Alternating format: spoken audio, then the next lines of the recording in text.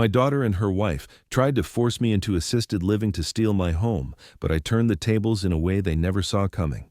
The moving truck pulled away from my driveway at exactly 3:47 p.m. on a Tuesday afternoon, leaving behind 43 years of memories and taking with it the last shred of respect I had for my daughter Sarah.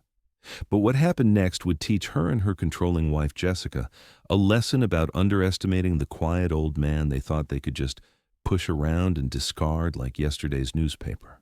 Before we continue, please subscribe to the channel and let us know where you're listening in the comments. You know, they say blood is thicker than water, but apparently real estate contracts are thicker than both. My name is Robert Chen. I'm 68 years old, and until 6 months ago, I thought I knew exactly what my golden years would look like. I'd raised Sarah as a single father after her mother passed when she was 12. I'd worked double shifts at the power plant for 16 years to put her through college, helped her with the down payment on her first apartment, walked her down the aisle when she married Jessica 3 years ago. I thought family meant something. I thought the sacrifices I'd made, the love I'd given, the foundation I'd built would count for something when I needed support the most. I was wrong about a lot of things back then, but I've learned quite a bit since. The whole nightmare started innocently enough. Sarah called me on a Sunday morning in March, her voice carrying that careful tone she used when she was about to ask for something big. "Dad, Jessica and I have been talking, and we think it might be time for you to consider making some changes." I was sitting in my kitchen, the same kitchen where I'd taught her to make pancakes when she was 8, where we'd done homework together every night through high school, where I'd helped her practice her wedding vows just 3 years earlier. "What kind of changes, sweetheart?" "Well, you're getting older, and this house is so big for just one person. All these stairs, the maintenance, the yard work. We're worried about you living alone." The concern in her voice seemed genuine, and my heart warmed at the thought that my daughter was looking out for me. Maybe she was right. The house did feel empty since I'd retired, and I wasn't as spry as I used to be.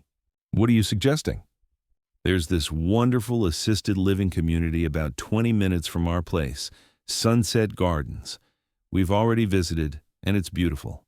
They have activities, medical staff on site, and you'd have so much more social interaction." I paused, coffee mug halfway to my lips. Assisted living, at 68.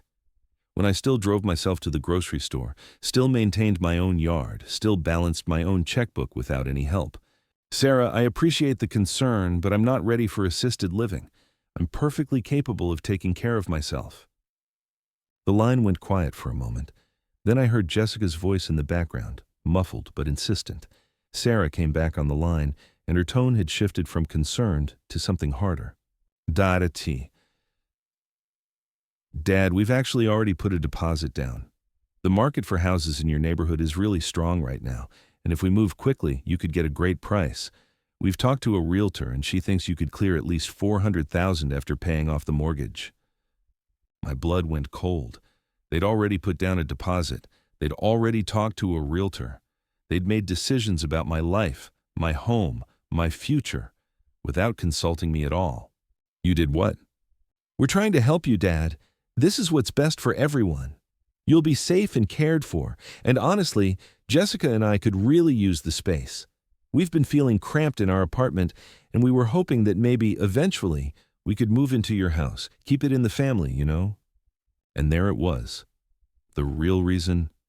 They didn't want me in assisted living because they were worried about my safety or my loneliness. They wanted my house. The house I'd bought with my late wife 35 years ago. The house where I'd raised my daughter. The house that held every important memory of my adult life. "Sarah, this is my home. I'm not ready to leave it, and I'm certainly not ready for assisted living." "Dad, please don't make this harder than it has to be. We've already made the arrangements. The assisted living place needs an answer by Friday, and the realtor wants to list the house next week." The audacity was breathtaking. They'd orchestrated my entire future without my input, and now they were presenting it to me like a done deal, like I was just supposed to smile and go along with their plan. I said no, Sarah. "Dad, you're being unreasonable. We're trying to do what's best for you." "What's best for me is staying in my own home, living my own life, making my own decisions. I'm 68, not 98. I don't need to be managed." Another pause, more muffled conversation in the background. Then Jessica took the phone. "Robert, it's Jessica. I think you're misunderstanding the situation here." Jessica had never called me Dad, never even called me Robert with any warmth. To her, I was an obstacle, something to be managed and eventually moved aside. "What situation is that, Jessica?" "Sarah's been worrying herself sick about you living alone in that big house. She can barely sleep at night thinking about what might happen if you fell down those stairs or had a medical emergency with no one around to help. We're not trying to control you. We're trying to protect you." The manipulation was textbook perfect. Frame their desire for my property as concern for my well-being. Make me the selfish one for wanting to stay in my own home. "I appreciate Sarah's concern, but I'm perfectly fine living here." "Are you, though? When's the last time you had friends over? When's the last time you went out for dinner or saw a movie? You're isolating yourself, Robert, and it's not healthy." She wasn't wrong about the isolation, but she was wrong about the solution. The loneliness had started after I retired, when my daily routine disappeared and the quiet house felt bigger than ever. But moving to assisted living wouldn't fix that. It would just make it official. "Jessica, I understand you and Sarah have concerns, but this is my decision to make." "Actually, Robert, that's where you're wrong." Her tone shifted, becoming colder, more calculated. This was Jessica in her element, Jessica the lawyer, Jessica who'd never liked me and was finally in a position to do something about it. "What do you mean?" "Sarah has been researching this extensively. In Washington state, adult children have certain rights when it comes to elderly parents who may not be making decisions in their own best interests. If we can demonstrate that you're putting yourself at risk by refusing appropriate care, we can petition the court for guardianship."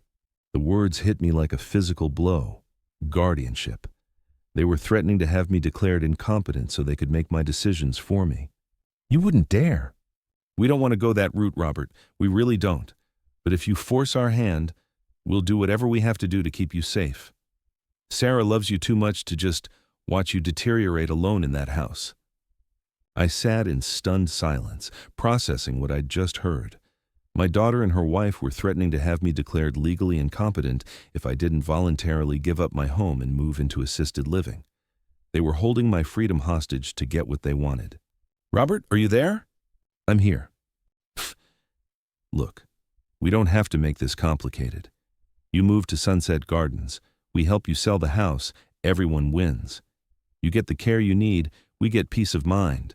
And Sarah doesn't have to worry about you anymore." Peace of mind. Care I needed. They'd wrapped their greed in such pretty language, but I could see right through it.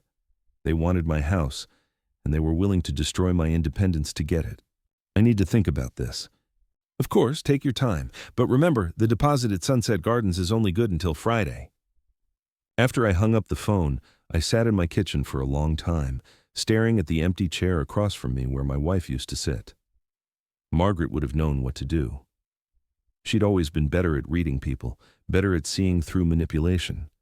She would have seen Jessica's true nature from the beginning. But Margaret was gone, and I was alone, and my own daughter was threatening to have me declared incompetent if I didn't hand over my life's work to her and her controlling wife. I walked through my house that afternoon, really looking at it for the first time in months. The hardwood floors Margaret and I had refinished together, the kitchen we'd remodeled when Sarah was in high school, the living room where we'd celebrated birthdays and holidays and quiet Sunday mornings. The bedroom where Margaret had taken her last breath, my hand in hers. This wasn't just a house, this was my life. These walls held 40 years of marriage, 18 years of raising a daughter, countless memories of love and loss and everything in between.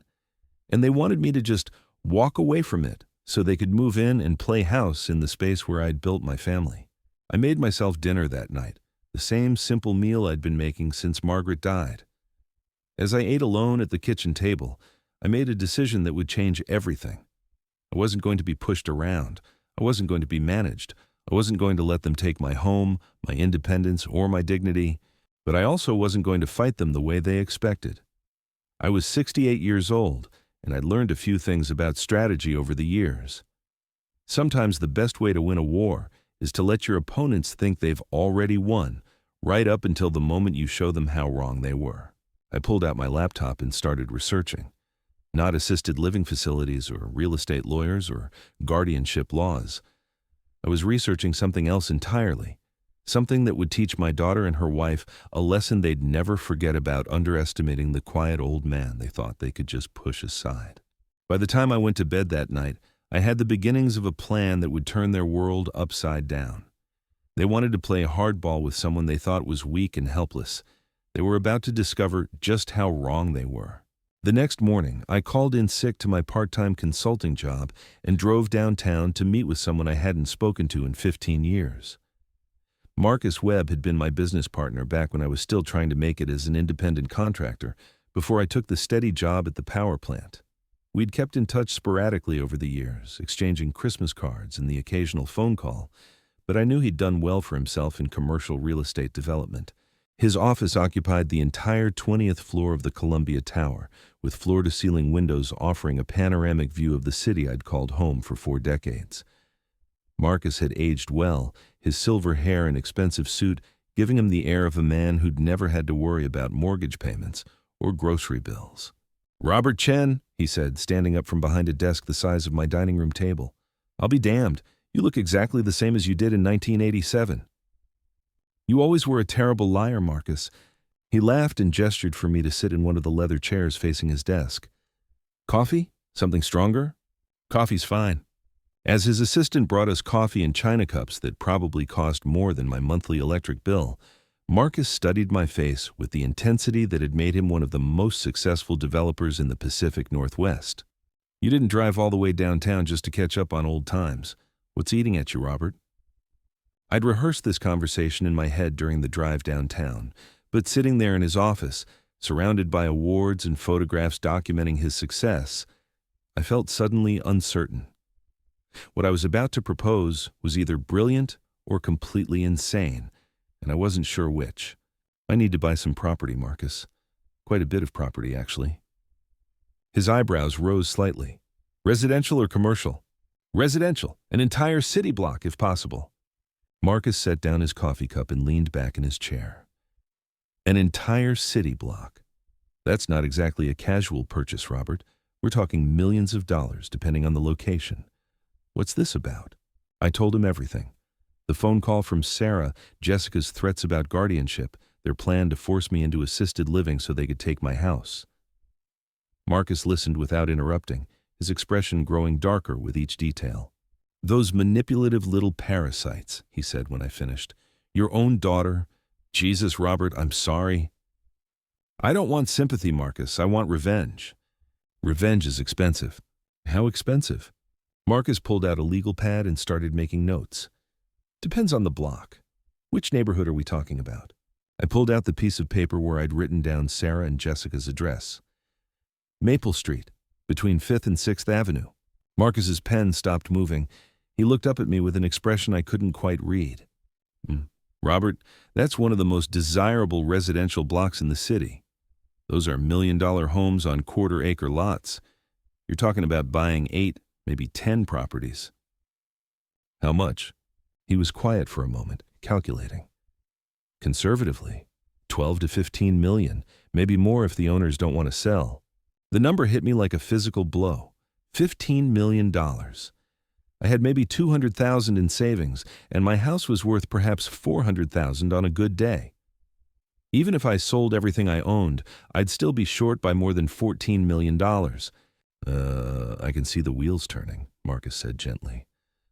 "Robert, I know you're hurting, but this isn't realistic. Nobody has that kind of liquid capital lying around. What if I did have it? If you had $15 million in cash, you wouldn't be working part-time at an engineering firm." I leaned forward in my chair. "What if I told you I could get access to that kind of money?" Marcus studied my face carefully. "I'd say you're either lying, crazy, or about to do something illegal. Which is it?" "None of the above." I reached into my jacket pocket and pulled out the folder I'd assembled the night before. Bank statements, investment portfolios, insurance documents, all the financial paperwork I'd been ignoring since Margaret died, because dealing with money reminded me too much of the future we'd planned together. Marcus opened the folder and started reading. His expression changed as he worked through the documents, surprise giving way to something like awe. Holy shit, Robert. Language, Marcus. You've been sitting on this for how long? The truth was, I'd barely looked at our finances since Margaret died. She'd always handled the investments, the retirement planning, the long-term financial strategy. I'd focused on earning money, and she'd focused on making it grow. After she passed, I'd just let everything sit, too grief-stricken and overwhelmed to deal with the complexity of managing wealth I'd never really understood. Margaret was better with money than I was, I said simply. Better with money? Robert, your wife was a financial genius. Look at this portfolio. Microsoft, Amazon, Apple, all bought in the early days. Real estate investments in 3 states, municipal bonds, dividend stocks, a diversified portfolio that any investment firm would kill for. He kept flipping pages, his amazement growing with each document. The life insurance policies alone are worth $2 million. The investment account is sitting at $8.7 million. The real estate holdings in California and Oregon are worth another $4 million, conservatively. Robert, you're worth over $15 million. I sat back in my chair, the full weight of Margaret's financial acumen finally hitting me. She'd spent 30 years quietly building wealth while I'd focused on my job and raising Sarah. She'd turned my power plant salary into a fortune, and I'd been too busy or too trusting to pay attention to what she was doing. So I can afford the block? You can afford the block, the next block over, and probably half the neighborhood if you want it. For the first time since Sarah's phone call, I smiled. A real smile, not the polite mask I'd been wearing for months. How quickly can we move? Marcus closed the folder and leaned forward with the predatory grin that had made him legendary in real estate circles. That depends on how badly you want to hurt them. Very badly. Then let's talk strategy. Buying an entire city block isn't just about money, Robert. It's about timing, leverage, and knowing exactly where to apply pressure. If we do this right, your daughter and her wife won't know what hit them until it's too late to stop it. We spent the next 3 hours going over maps, property records, and tax assessments. Marcus explained the process of approaching homeowners, the legal requirements for property transfers, the timeline for closing multiple deals simultaneously. It was complex, expensive, and absolutely ruthless. The key is speed and secrecy, Marcus explained, spreading a detailed map of the neighborhood across his desk. We approach every property owner on the block at the same time with cash offers they can't refuse. 30% above market value, no inspections, no financing contingencies, close in 2 weeks. He pointed to each house on the map as he spoke. The Johnsons at the corner have been trying to sell for 6 months. They'll jump at a cash offer. The Martinez family next door just had their 3rd kid, and they're outgrowing the space. The elderly couple at the end of the block have been talking about moving closer to their grandchildren. What about the ones who don't want to sell? Everyone has a price, Robert. Some people's price is money. Other people's price is convenience or timing or solving a problem they didn't know they had. We find out what each owner needs and we give it to them. He traced a circle around Sarah and Jessica's house with his pen. Your daughter's place is right in the middle of the block. Once we own everything around them, they're going to feel pretty isolated. What's the legal situation? Can they stop us from buying the other properties? They can't stop private sales between willing parties. Property owners have the right to sell to whoever they want, whenever they want, for whatever price they can get. As long as we're not breaking any laws or engaging in harassment, there's nothing they can do. Marcus pulled out another folder, this one thick with contracts and legal documents. I've got a team of acquisition specialists who handle this kind of thing. Real estate lawyers, negotiators, people who know how to close deals quickly and quietly. We can have offers on every property by Friday. Friday. The same day Sarah's deposit at the assisted living facility expired. How long before they realize what's happening? If we do this right, they won't know until the moving trucks start showing up in their neighbors' driveways. By then, it'll be too late for them to do anything about it. I looked down at the map, at the small rectangle representing my daughter's house surrounded by properties that would soon belong to me. The irony was perfect. They'd tried to force me out of my home so they could take it from me. Instead, I was going to buy their entire neighborhood and become their landlord. There's one more thing we need to discuss, Marcus said, his tone becoming more serious. What's that? What happens after you buy the block? You'll own 8 or 9 rental properties that need to be managed. You'll be responsible for maintenance, tenant relations, property taxes, all the headaches that come with being a landlord. I thought about it for a moment. What would you do? Me? I'd hire a property management company and spend the next 20 years collecting rent checks while watching my investment appreciate. But you're not doing this for the money, are you? No. You're doing this to teach your daughter a lesson, among other things. Marcus smiled. Then let's make sure it's a lesson she never forgets. We shook hands across his massive desk, and I felt something I hadn't experienced in months: power, control, the ability to shape my own destiny instead of having it dictated by people who saw me as nothing more than an obstacle to their ambitions. I'll need a few days to liquidate some investments, I told Marcus as we walked toward his office door. No problem. My team will use that time to research every property owner on the block. We'll know their financial situations, their family circumstances, their motivations for potentially selling. Knowledge is leverage, Robert. As I rode the elevator down from the 20th floor, I felt lighter than I had since Margaret's death. For months, I'd been drifting through my days, going through the motions of living without really feeling alive. Sarah's ultimatum had awakened something in me that I'd thought was gone forever. The fighter. The man who'd worked double shifts to put his daughter through college. The man who'd built a life from nothing and wasn't about to let anyone tear it down. I drove home through the city streets, seeing everything with new eyes. The neighborhoods I'd driven through countless times suddenly looked different, not just collections of houses, but investments, assets, pieces of a larger game that I was finally learning how to play. My phone was ringing when I walked through my front door. Sarah's name on the display. I let it go to voicemail and made myself a sandwich instead. Whatever she had to say could wait. I had more important things to focus on. The voicemail was exactly what I expected. More pressure disguised as concern, more artificial urgency about the assisted living deposit, more manipulation wrapped in the language of love and family obligation.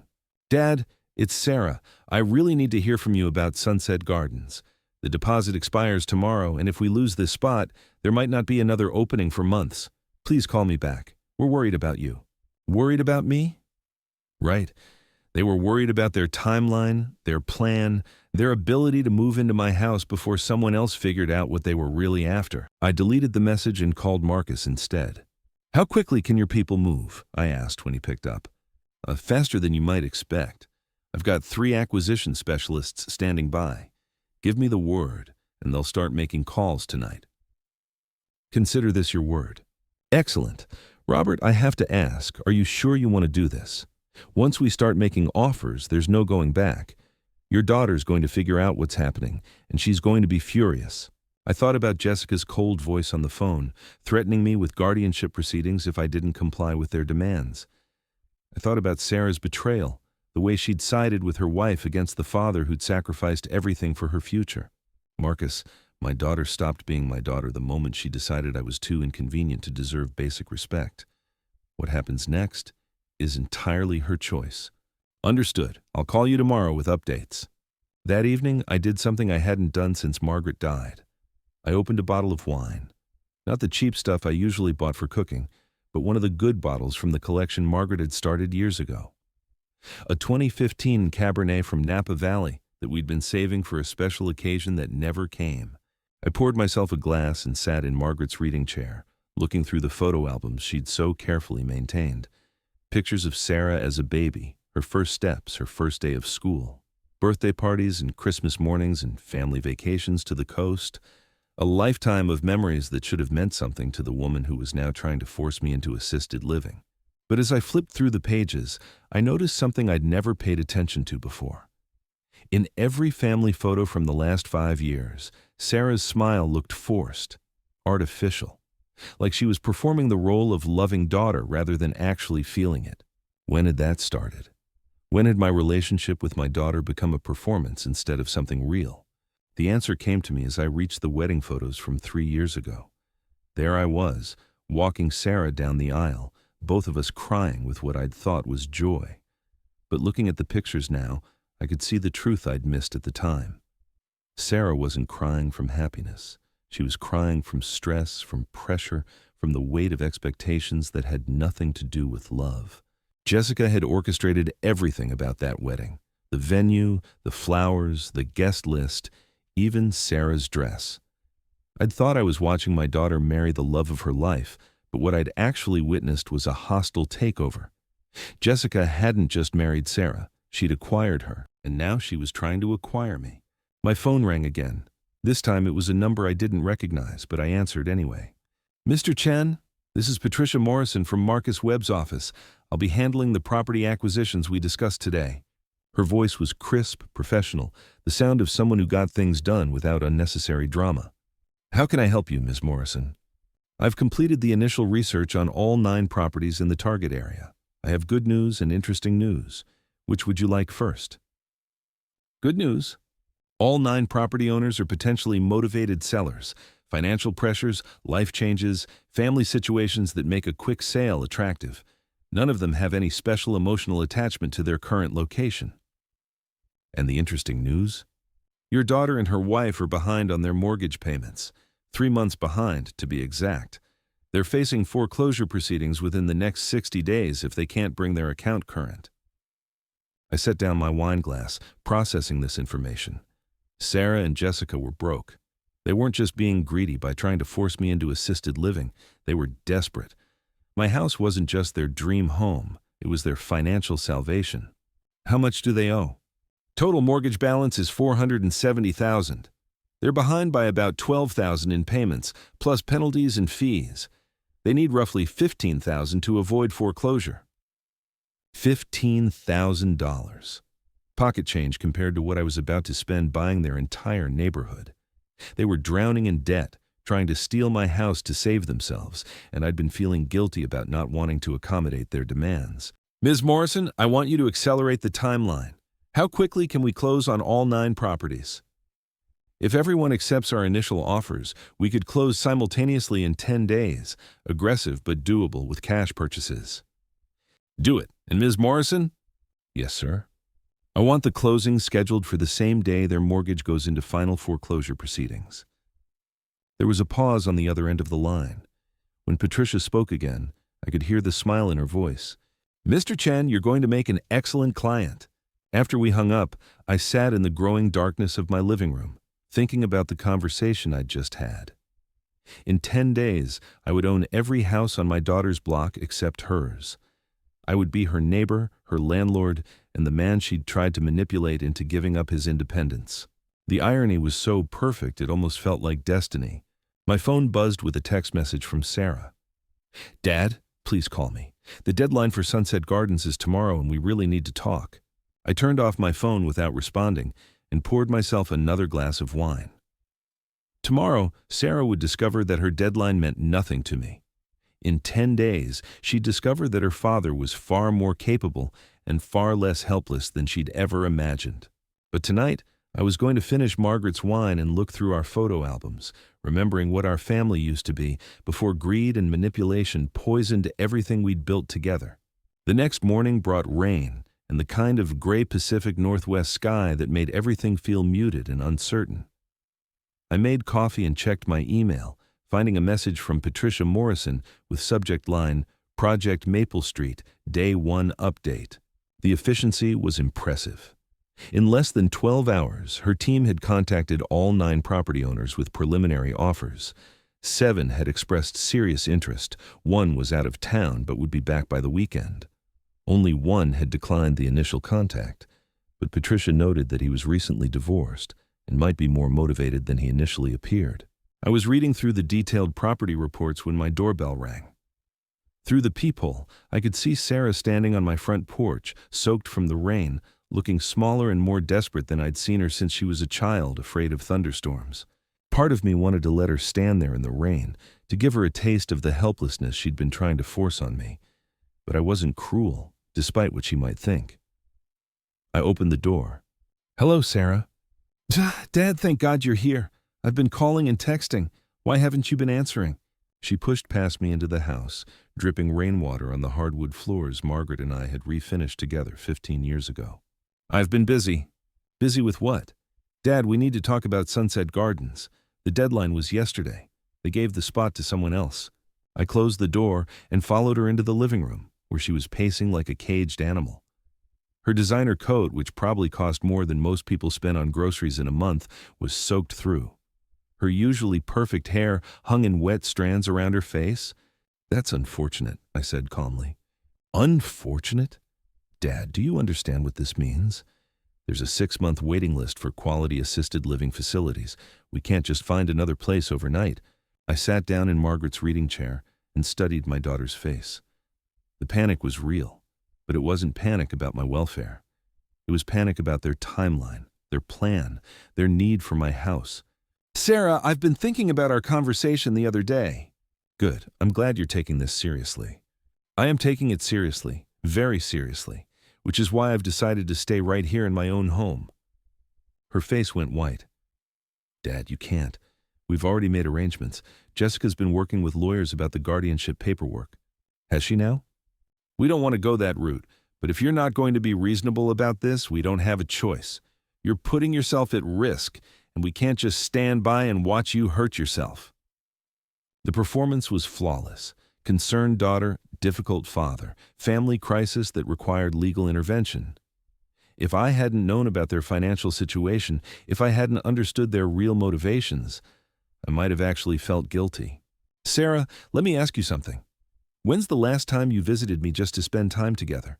Not to ask for something, not to discuss my living situation, just to visit?" She stopped pacing, caught off guard by the question. "I don't know. We're busy, Dad. Jessica's practice is demanding, and I'm working full-time now. When's the last time you called me just to see how I was doing?" "Dad, where is this coming from? When's the last time you remembered the anniversary of your mother's death?" The silence stretched between us like a chasm. Sarah's mouth opened and closed, but no words came out. She'd forgotten. In all her concern about my living situation, in all her worry about my safety and well-being, she'd forgotten the day that marked the worst loss of my life. "Dad, It was 6 months ago yesterday, Sarah. 6 months since your mother died, and you didn't call. You didn't visit. You didn't even send a text message." Tears started flowing down her cheeks, mixing with the rainwater still dripping from her hair. "I'm sorry. I've been so busy, and Jessica's been stressed about work, and you just forgot. The way you've forgotten everything else about being my daughter. That's not fair. Isn't it? Sarah, when did you stop loving me and start seeing me as a problem to be solved?" She collapsed onto my couch, her expensive coat squelching against the leather cushions. For a moment, she looked like the little girl who used to crawl into my lap during thunderstorms, scared and vulnerable and needing her father's protection. "I do love you, Dad. That's why we're trying to help you." "No, Sarah, you're trying to help yourselves." Her head snapped up, tears still flowing, but her expression hardening with something that looked like panic. "What do you mean?" I pulled out my phone and showed her the screen with Patricia Morrison's email still open. "I know about the mortgage, Sarah. I know you're 3 months behind on payments. I know you're facing foreclosure." The color drained from her face completely. She stared at the phone like it was a snake about to strike. Who told you that?" "Does it matter? The point is, I know. Your concern about my living situation has nothing to do with my safety and everything to do with your financial problems." She started crying harder, the kind of desperate sobbing that comes when someone realizes their carefully constructed lies are falling apart. "Dad, you don't understand. Jessica's practice isn't doing as well as we expected. The economy, the competition, everything's been harder than we thought. We've been struggling to make ends meet. So you decided to steal my house." "We weren't stealing anything. You'd be taken care of. Sunset Gardens is a beautiful place, and you'd have everything you need. It's not like we were going to abandon you.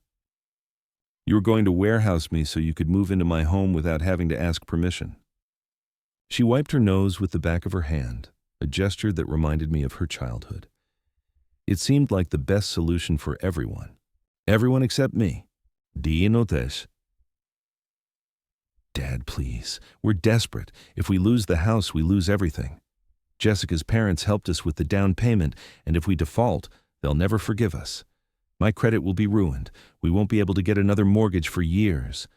I looked at my daughter, this woman I'd raised and loved and sacrificed everything for, and felt something die inside my chest. Not love. The love would always be there, buried under layers of disappointment and betrayal. What died was hope. The hope that she might still remember what family was supposed to mean. "Sarah, I'm going to tell you something, and I want you to listen very carefully." She nodded, wiping tears from her cheeks. "Ifra, I'm not moving to assisted living. I'm not selling my house. I'm not going to be managed or manipulated or threatened into giving up my independence. If you and Jessica are facing financial problems, you need to solve them like adults instead of trying to steal from your father." "We weren't trying to steal from you." "Yes, you were. You were going to force me into assisted living against my will so you could take my house. That's theft, Sarah. Theft dressed up in the language of concern and family obligation, but theft nonetheless." She stood up from the couch, her desperation transforming into something uglier, something that looked like the expression Jessica wore when she wasn't getting her way. "Fine, Dad, have it your way. But don't come crying to us when you fall down those stairs and nobody finds you for 3 days. Don't blame us when you end up in the hospital because you're too stubborn to accept help. I won't. And don't expect us to bail you out when you realize you can't handle living alone anymore. I don't expect anything from you, Sarah. You've made it very clear what kind of daughter you've chosen to be." She grabbed her purse and headed for the door, her expensive heels clicking against the hardwood floors with sharp, angry sounds. "You're going to regret this, Dad. When you're sitting in this big, empty house with no one to talk to and no one who cares about you, you're going to remember that we tried to help you. What I'll remember is that my daughter tried to steal my house and threatened to have me declared incompetent when I refused to cooperate." She stopped at the door and turned back, her face twisted with rage and desperation. "You think you're so smart, don't you? You think you can just dismiss us and go back to your lonely little life. But you're wrong, Dad. We're not going away. Jessica has connections, resources, ways of making things very difficult for stubborn old men who don't know what's good for them." The threat was clear, delivered with the cold precision Jessica had taught her. But instead of fear, I felt something else entirely: satisfaction. Because in 10 days, when Sarah and Jessica discovered what their stubborn old man had been doing while they plotted his downfall, they were going to learn exactly how difficult life could become for people who underestimated their opponents. "Goodbye, Sarah." She slammed the door hard enough to rattle the windows, leaving me alone in the sudden quiet of my house. Through the front window, I watched her drive away in her luxury car, probably heading home to tell Jessica about the conversation and plan their next move. Let them plan. While they were scheming and threatening and trying to figure out how to force me into compliance, I would be buying their entire neighborhood and becoming the most important person in their daily lives. My phone rang. Patricia Morrison. "Mr. Chen, I have excellent news. 8 of the 9 property owners have accepted our offers. We can schedule closings for next Friday." Next Friday. Exactly 1 week from today. 1 week before Sarah and Jessica would discover that their stubborn old man had just become their landlord. What about the 9th property? The divorced gentleman I mentioned? His ex-wife apparently got the house in the settlement, but she's remarried and moving to California. She's thrilled to accept our offer. We'll have contracts signed by Monday. Perfect. Absolutely perfect. Patricia, I have one more request. Of course. I want to be personally present for every closing. I want to meet every seller, shake their hands, and make sure they understand they're dealing with someone who keeps his word. That's unusual, but certainly doable. Any particular reason? I looked out my front window at the street where I'd lived for 35 years, where I'd raised my daughter, where I'd built a life with the woman I'd loved more than anything in the world. Soon, this entire neighborhood would be mine. Not because I needed more property or wanted to be a landlord, but because sometimes the only way to teach people about respect was to demonstrate exactly how much power they'd been foolish enough to ignore. Let's just say I want to make sure everyone involved remembers this transaction. Friday morning arrived with crisp autumn air and the kind of golden sunlight that made everything look like it was touched by magic. I dressed in my best suit, the navy blue one Margaret had helped me pick out for Sarah's college graduation, and drove downtown to Marcus's office where 9 separate closing ceremonies would take place throughout the day. The first closing was at 9 o'clock sharp. Harold and Diane Martinez, the young couple with 3 children who'd been feeling cramped in their modest 2-bedroom house. They arrived looking nervous but excited, clutching folders full of documents and whispering to each other about their plans to move closer to Diane's parents in Tacoma. "Mr. Chen," Harold said, shaking my hand with the firm grip of a man who worked construction for a living. "I have to say, your offer came at exactly the right time.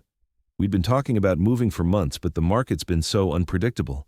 "Sometimes timing is everything," I replied, signing my name to the deed transfer with steady hands. Diane smiled at me across the conference table. "The kids are going to miss their friends, but they're excited about having their own rooms for the first time. Your offer made that possible." One by one, throughout the morning and afternoon, I met with each property owner. The elderly Johnsons, who'd been struggling to maintain their large yard since Harold's heart attack last year. The young professional couple who'd gotten job offers in Seattle. The widow, whose children lived across the country and who'd been rattling around alone in a house too big for one person.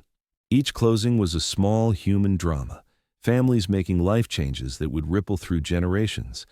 And I was the catalyst, the man with enough money to make their dreams possible while serving my own purposes in the process. By 4 o'clock, I owned 8 houses on Maple Street. By 5:30, after the final signature on the final document, I owned the entire block except for one property right in the middle. Sarah and Jessica's house, surrounded completely by land that now belonged to me. Marcus walked me to his office window as the sun set over the city we'd both called home for decades. "How does it feel to be the king of Maple Street?" he asked. I looked out at the lights beginning to twinkle in windows across the downtown area, thinking about all the families settling in for quiet Friday evenings together.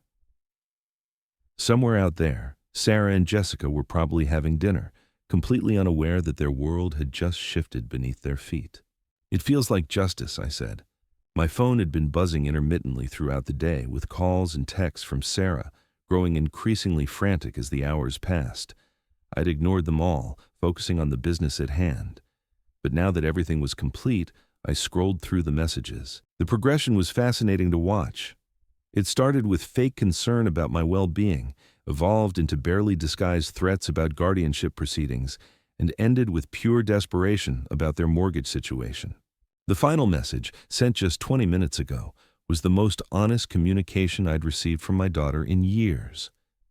"Dad, please call me. We need your help. I'm scared we're going to lose everything." I turned off my phone and drove home through the neighborhood I now owned, past houses where new families would soon be settling in, past the property management company signs that would be installed next week, past the investment that would generate rental income for the rest of my life. But most importantly, past Sarah and Jessica's house, where lights glowed warmly in windows that faced property belonging to the stubborn old man they'd tried to manipulate into assisted living. Saturday morning brought a knock at my door that I'd been expecting for 3 days. Sarah stood on my porch, looking haggard and desperate, her usually perfect appearance disheveled from what had clearly been several sleepless nights. "Dad, we need to talk." "Come in." She followed me to the kitchen where I poured myself coffee and offered her a cup she was too agitated to accept. Dad, something strange is happening in our neighborhood. All our neighbors are moving out at the same time. The Martinezes, the Johnsons, the Hendersons, everyone. There are moving trucks everywhere, and none of them would tell us why they're leaving." I sipped my coffee and waited for her to continue. "Jessica called the property management company whose signs are going up, but they won't give us any information about who bought the houses. They just keep saying the new owner prefers to remain anonymous." "That must be concerning." Dad, are you listening to me? Our entire neighborhood is changing overnight. Property management companies, rental signs, strangers walking around taking measurements and photographs. It's like someone's buying up the whole block." I set down my coffee mug and looked at my daughter with the same careful attention I'd once given to complex engineering problems at the power plant. "Sarah, why does that worry you so much?" "Because we can't afford to live in a neighborhood full of rental properties. Property values are going to drop, and we owe more on our mortgage than the house is worth. If values fall any further, we'll be completely underwater." The irony was perfect. They'd tried to force me out of my home to solve their financial problems, and now they were terrified that changes in their neighborhood would make their problems worse. "Have you considered selling?" She laughed bitterly. "To who? Nobody wants to buy a house surrounded by rental properties. We're trapped, Dad. Completely trapped." I walked to my kitchen drawer and pulled out the folder I'd prepared the night before. Bank statements showing the property purchases, deed transfers with my name clearly visible, property management contracts for all 8 houses. Sarah, I want to show you something.